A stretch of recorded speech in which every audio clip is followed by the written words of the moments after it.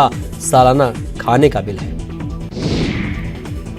RBI ने अपनी मौद्रिक नीति का ऐलान करते हुए रेपो रेट में कोई कटौती नहीं की है। गुरुवार को चालू वित्त वर्ष 2019-20 की 5वीं द्विमासिक मौद्रिक नीति का ऐलान करते हुए आरबीआई गवर्नर शक्तिकांत दास ने रेपो रेट को 5.15% पर बरकरार रखा है।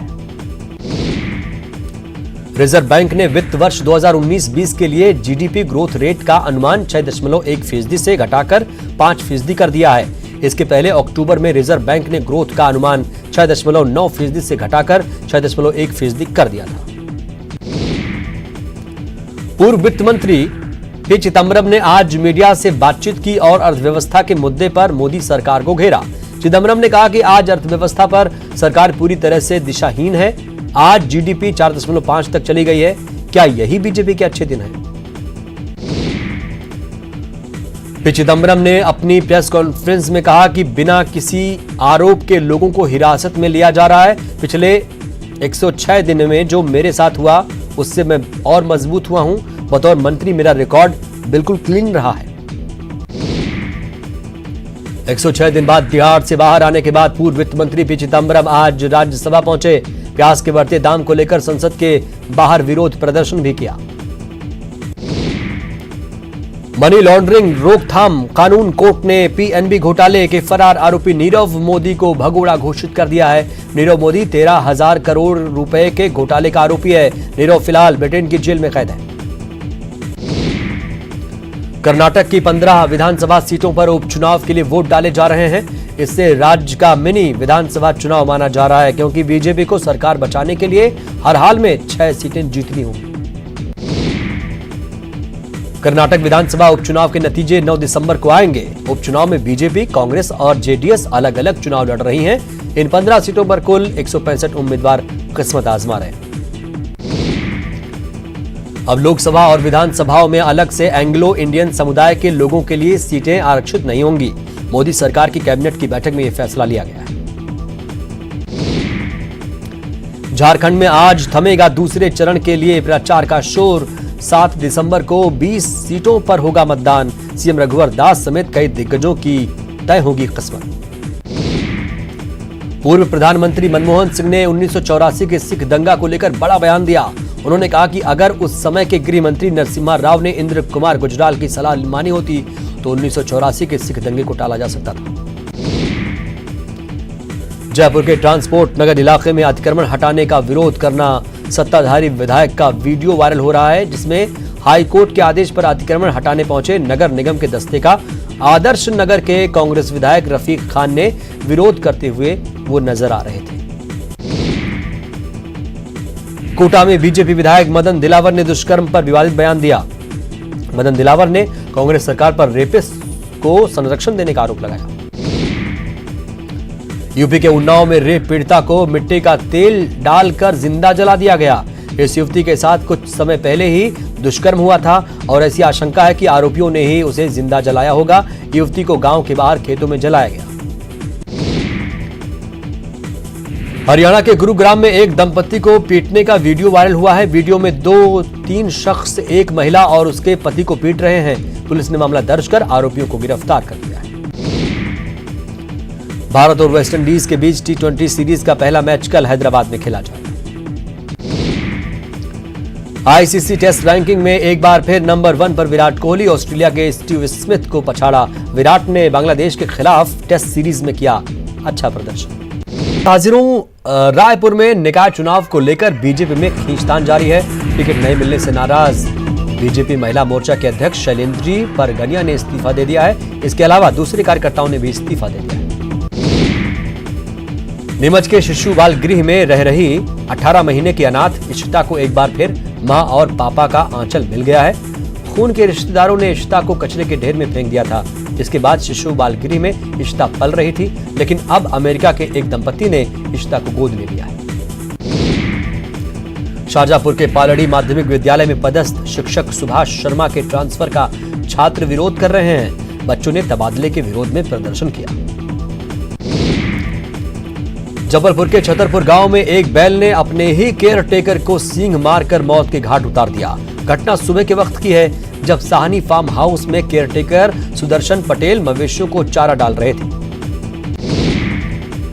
भोपाल में नानके चौराहे से अर्जुन सिंह की प्रतिमा हटाने को लेकर जबलपुर हाई कोर्ट में सुनवाई हुई। महाधिवक्ता ने मुख्य सचिव की ओर से जवाब देते हुए कहा, मूर्तियों के संबंध में एससी के निर्देशों का पालन करेगी सरकार। भोपाल के बैरसिया में गल्ला व्यापारी कुलदीप भार्गव लापता हो गए, जिसे लेकर परिजनों ने थाने में गुमशुदगी की रिपोर्ट दर्ज कराई है। बता दें कि वे बुधवार को नीलामी के दौरान आखिरी बार दिखाई दिए थे। भोपाल को best smart city of the year का सम्मान मिला है। इसके अलावा best initiative of the year का अवार्ड भी भोपाल को मिला। बता दें कि 7वें स्मार्ट सिटीज कॉन्क्लेव में भोपाल को सम्मानित किया गया। धार के छोटे से गांव दसई की बेटी सुहानी व्यास ने मिसेज इंडिया 2020 का खिताब जीतकर अपने गांव और राज्य का नाम रोशन कर दिया। अहमदाबाद में आयोजित प्रतियोगिता में कई राउंड के बाद सुहानी ने यह खिताब अपने नाम किया। सुहानी ने इसके लिए अपने माता पिता और ससुराल के सहयोग की तारीफ की। अपने ट्वीट से अपनी ही सरकार को घेरने वाले प्रदेश कांग्रेस के पूर्व अध्यक्ष अरुण यादव की नाराजगी दूर हो गई है। एक लंबे अरसे बाद अरुण यादव आज जबलपुर में मीडिया से मुखातिब हुए। अरुण यादव ने कहा कि सरकार से उनकी नाराजगी पुरानी बात हो गई है और अब सरकार अच्छा काम कर रही है। इंदौर के तुकोगंज इलाके में जीतू सोनी के बेस्ट वेस्टर्न होटल को तोड़ने पर हाईकोर्ट ने स्टे दे दिया। अब अगले आदेश तक रोक जारी रहेगी। इसके अलावा दूसरे ठिकानों पर अवैध निर्माण पर कार्रवाई जारी रहेगी। चुनाव में टिकट वितरण के बाद नाराजगी और असंतोष स्वाभाविक है, लेकिन अगर ये बवाल का रूप ले ले तो मुश्किल होती है। धमतरी नगर निगम के प्रत्याशियों की लिस्ट आते ही आक्रोश फूटा और जिला अध्यक्ष के निजी कार्यालय के बाहर ही बवाल खड़ा हो गया। शहर के जालमपुर वार्ड के लोगों ने जमकर नारेबाजी की। बड़वानी में गृह मंत्री बाला बच्चन का लोगों को कांग्रेस से ज्वाइन करने के लिए लुभाने का मामला सामने आया है। मामले में बच्चन का वीडियो भी वायरल है। इंदौर में रह रहे सड़क चौड़ीकरण से 600 से ज्यादा परिवार प्रभावित हो रहे हैं, जिसे लेकर मेयर मालिनी गौड़ और विधायक आकाश विजयवर्गीय ने निरीक्षण किया। बता दें कि सड़क चौड़ीकरण का काम सुप्रीम कोर्ट के आदेश के बाद शुरू हो रहा है। उज्जैन में स्कूली बच्चों से भरा वाहन पलट गया। हादसे में कई स्कूली बच्चे घायल हो गए। बता दें कि सनराइज स्कूल की वैन पलट गई थी। सीधी में भी बस पलट गई, जिससे 26 से ज्यादा यात्री घायल हो गए। बता दें कि बस कुशमी से सीधी जा रही थी। बस में 60 से ज्यादा मुसाफिर सवार थे। उज्जैन में बेकरी में आग लग गई, जिससे स्कूली बच्चे बाल बाल बचे। बता दें कि बेकरी के ऊपर ही फाइन टच स्कूल है। सीएम भूपेश बघेल ने ट्वीट कर प्याज के बहाने केंद्रीय वित्त मंत्री पर निशाना साधा। सीएम बघेल ने कहा, माना कि प्याज से आपको फर्क नहीं पड़ता, लेकिन चावल तो आप लोग खाते ही होंगे, तो छत्तीसगढ़ के किसानों का चावल ही खरीद कर दीजिए, प्रदेश के किसानों का भला होगा। मुंगेली कलेक्टर ने बन रहे गार्डन का जायजा लिया और निर्माण में लगे जिम्मेदारों को सख्त चेतावनी दी। कलेक्टर ने कहा कि निर्माण में लापरवाही बर्दाश्त नहीं की जाएगी। उन्होंने निर्धारित समय में निर्माण कराने के निर्देश दिए। कवर्धा में एबीवीपी ने हैदराबाद रेप कांड को लेकर विरोध प्रदर्शन किया। एबीवीपी ने पीजी कॉलेज के बाहर प्रदर्शन करते हुए आरोपियों को फांसी देने की मांग की।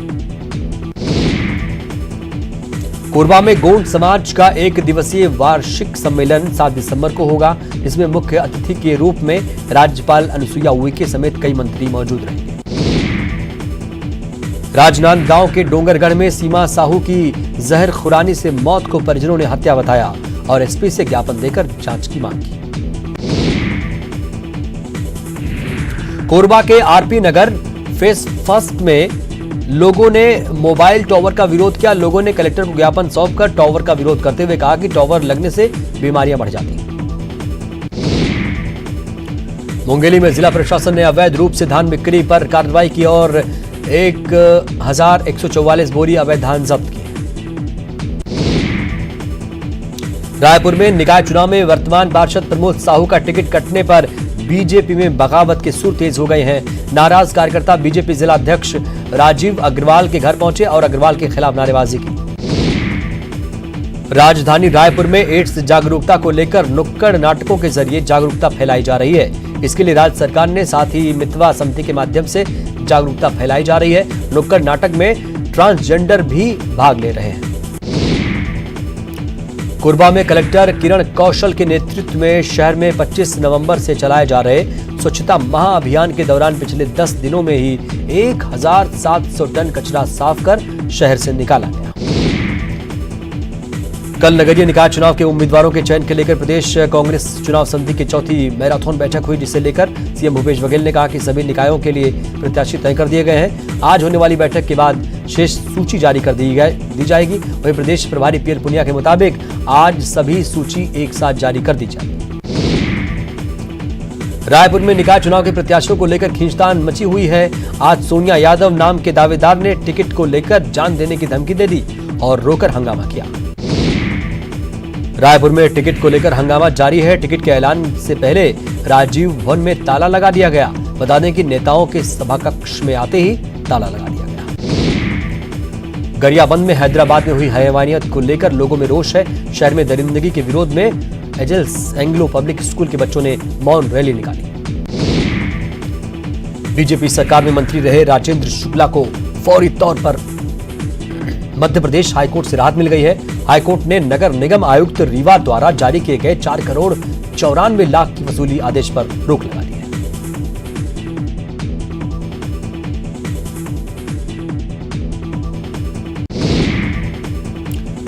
नीमच में खाद्य एवं औषधि विभाग ने बड़े मेडिकल कारोबारी श्री जिन कौशल मेडिकल पर मल्टी विटामिन सिरप के सैंपल लिए।